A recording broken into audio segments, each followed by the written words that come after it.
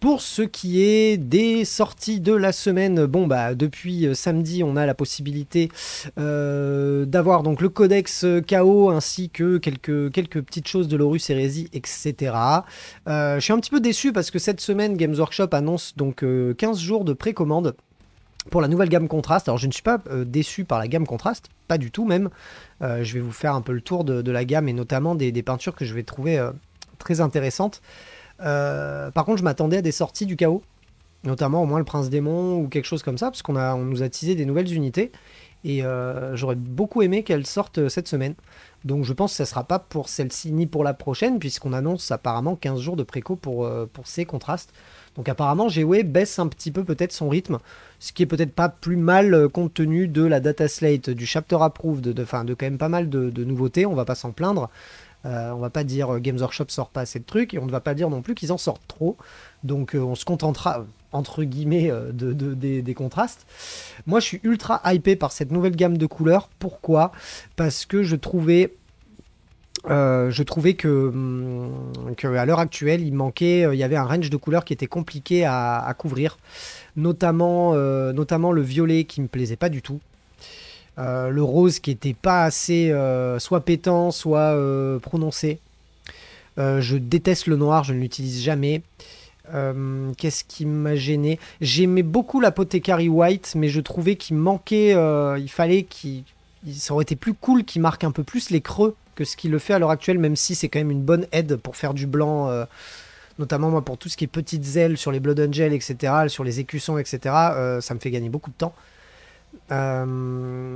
J'avais aussi un peu de mal avec le vert d'Archangel que j'aimais pas du tout, et je trouvais que la gamme de verts était quand même si on avait quelques-uns, était pas assez prononcée. Et là je trouve pareil, le orange je le trouvais un petit peu pauvre, et là je trouve que en tout cas ça va être à tester, et très certainement qu'on fera des tests en live où je vous montrerai des figurines que je peindrai à l'aide de ces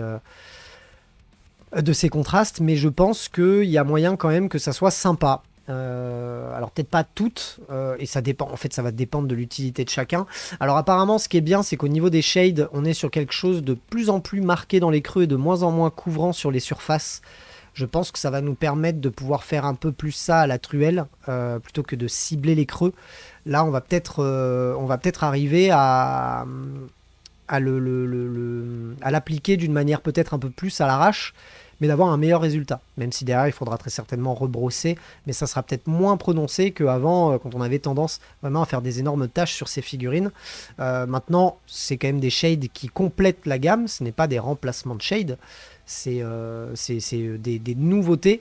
Donc à voir, les shades comme ça, j'aurais tendance à vouloir les tester sur autre chose que du blanc. Parce que ça va avoir pas du tout le même impact que ce qu'on peut voir là sur les figurines qui sont présentées. Moi, par exemple, celui-là qui me plaît direct, c'est par rapport au Grey Knight. J'aime beaucoup le Tyrant Blue. J'aime beaucoup le Tyrant Blue parce que moi, sur mes Grey Knight, j'avais tendance à y mettre de la contraste.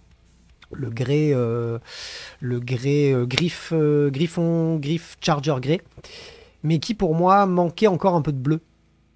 Et je pense que le Tyrant Blue sur du gris métal peut être pas mal. Alors il faudra très certainement le diluer un peu parce qu'il est quand même il a l'air quand même un peu pétant.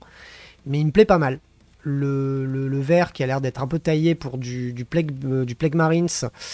Donc le Pox, je ne pense pas que ce soit le Poxwalker, je pense que c'est l'autre. Ou c'est peut-être le Poxwalker, oui.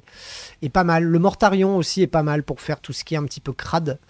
Le Soul Blight Grey, bien évidemment, est à tester sur le blanc parce que on est toujours à la recherche de meilleures solutions pour faire du blanc plus rapidement qu'avec les peintures blanches qui sont toujours une galère.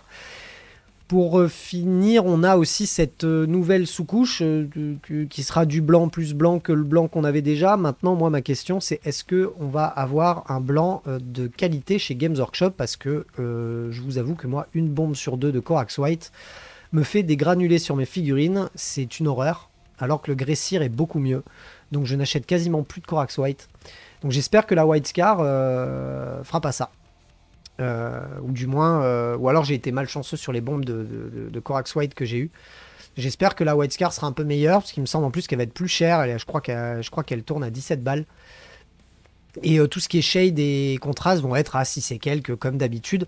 Bien évidemment, on aura toujours le moins 20% chez le partenaire de la chaîne, vous le connaissez.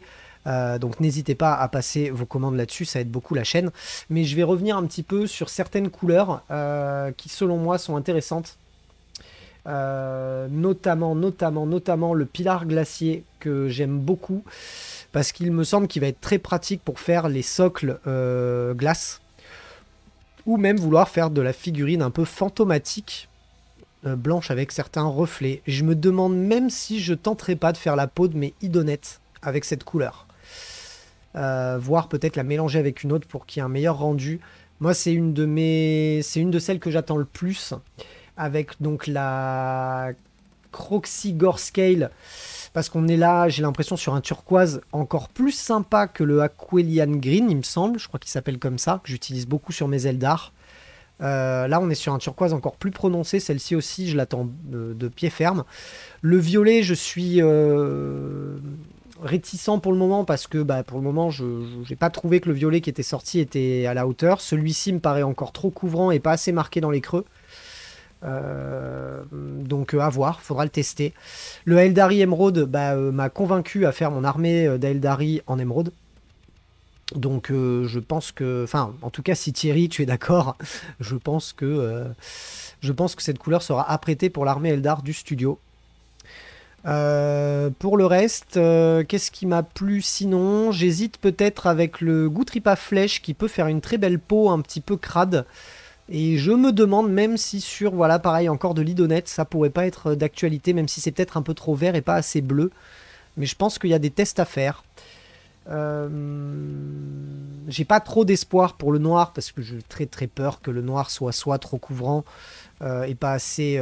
Enfin, il faudra toujours faire un lining ou un éclaircissement dessus, donc je préfère à la limite partir sur une bombe de noir et faire autre chose.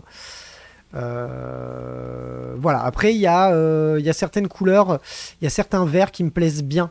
Le Carandras et le Scorpion me plaisent beaucoup pour faire des effets un peu waouh éventuellement sur des lames énergétiques ou ce genre de choses. Je pense que ça peut être sympa. Qu'est-ce qui m'a branché d'autre? Le Frost aussi a l'air cool, et bien évidemment j'ai envie de tester le nouveau blanc. Le nouveau blanc qui s'appelle Queen Chill, quelque chose comme ça. J'ai envie de le tester parce que j'aime bien l'Apothecary White, mais je trouve qu'il manque d'un petit peu de marquage dans les creux. Il est vachement bien parce qu'il fait pas trop de tâches. Par contre, il manque de marquage dans les creux et j'aimerais vraiment trouver un truc plus facile pour faire du blanc.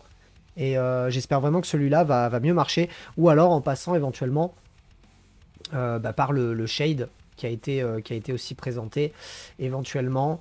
Pourquoi pas le Targor Rage Shade parce que il me paraît quand même assez marqué dans les creux. Même s'il a une petite couleur, une petite dominante, j'ai l'impression de rouge, voire de violet. Donc faut voir. Mais le Soul Blight Grey, sinon, peut-être qu'il sera plus efficace. J'ai vraiment hâte de tester... J'ai vraiment hâte de les tester parce que je pense que ça va nous rajouter des possibilités et des gains de temps sur certaines phases de la peinture. Évidemment, ça ne remplace pas les peintures.